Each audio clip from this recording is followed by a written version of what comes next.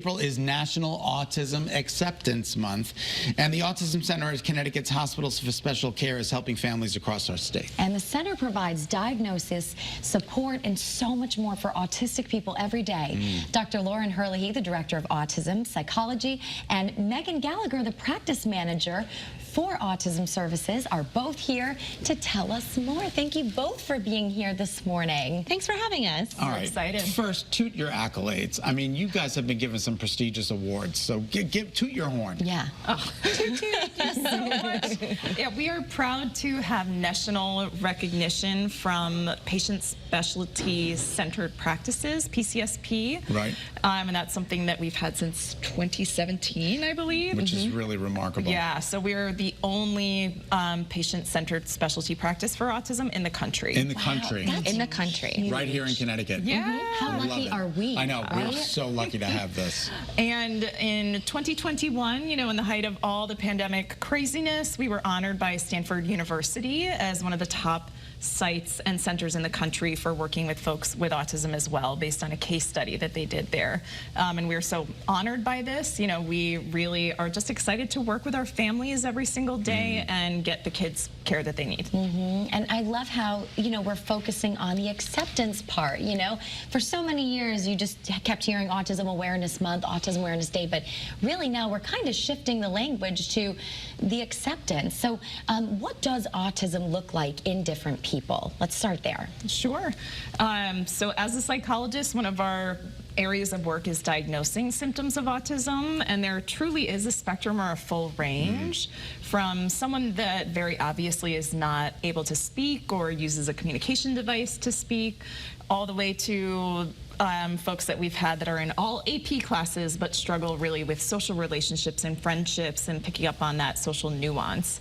The two main clusters of symptoms for folks diagnosed with autism are in the social communication domain and also something called restricted interests or repetitive behaviors. So you might see a younger child flapping their hands or getting really excited and spinning around, or you might see one of our individuals with autism who's a real expert in a certain area of research. Weather is a big, yeah, weather is a big deal. Weather, yes, tornadoes, and also something like very niche World War II military history. Interesting. And dinosaurs. Paleontology. Yes. Right? Exactly. Megan, I didn't realize that there was inpatient care and outpatient care. Talk to me about that. Yeah, so our center offers a full spectrum of services. So we can manage most of our kids in our outpatient center, where we have our medication management, psychotherapy services, speech pathology, occupational therapy. And those are our kids that are just going about their everyday and just need that little extra help to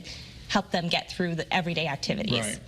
For our kids who are struggling a little bit more, we have our partial hospitalization program that runs 5 days a week, and it's a little more intensive. So they're still getting those therapies, but they're under the careful watch every day by our providers who can adjust medications and behavior plans as needed. And then for our kids who are really struggling and just aren't safe to be at home right now, we have our inpatient program that really allows us to have that 24-hour care, reset some of these behaviors, and get these kids back to home where they can continue their services. That's huge, because I think for, you know, a lot of parents and caregivers and families who receive these diagnoses, it's jarring. You don't know where to start, you know, and to know that you guys are offering these services and that there is hope and there is help and there is guidance out there, that's huge. That's like the first step to know that you're not alone, right? Exactly. In terms of the diagnosis process, you know, what is a typical diagnostic appointment? I don't know if that's even such a name. Is it? Yeah. You got it. What does that look like? Sure. So if you are coming to the Autism Center at Hospitals for Special Care for a first diagnosis, for example, our psychologists, including me, see very young children, so as young as 18 months old. Oh, wow. You'll meet with your provider first, go through an interview, talk about history, talk about, you know, any medical problems that are co-occurring, and also your provider will describe what's going to happen. So when you're bringing your 18-month-old toddler, there's a lot of questions, a lot of worries. We also see young adults for treatment and for initial diagnosis of autism too. So we have patients that come to us who are as old as 21, 22. But we really pride ourselves on making that a soft place to land and a place where parents can feel accepted and like they know what's going to happen. Then for the diagnostic process, you'll come back in for a second appointment with your provider, and that's where we'll do a set of standardized tests, paper and pencil, play-based, nothing like shots or blood draws with psychology. Nothing clinical, right? So nothing medical in that way, yeah. Clinical, it's more IQ testing or developmental testing based on play, and then using the Autism Diagnostic Observation Schedule, or ADOS, the gold standard test for diagnosing autism as a condition.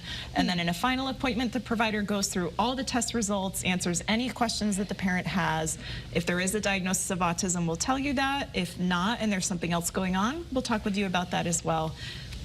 We only have about 30 seconds. Some of the signs that you should look for if your child is... So including in young children and toddlers, we're looking at difficulties with social communication, meaning trouble making eye contact or getting really overstimulated in crowds and social situations, trouble making and keeping friendships, and then those restricted interests and repetitive behaviors that we're talking about.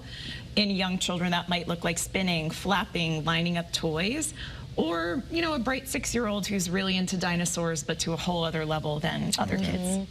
And where can we send people if they want to learn more information? You can certainly visit our website, which is www.hfsc.org. Thank you guys so much for coming in. We so appreciate it. And thank you for all the work you're doing. Thank you for all the work you're doing. Appreciate it. Have a great day, everyone.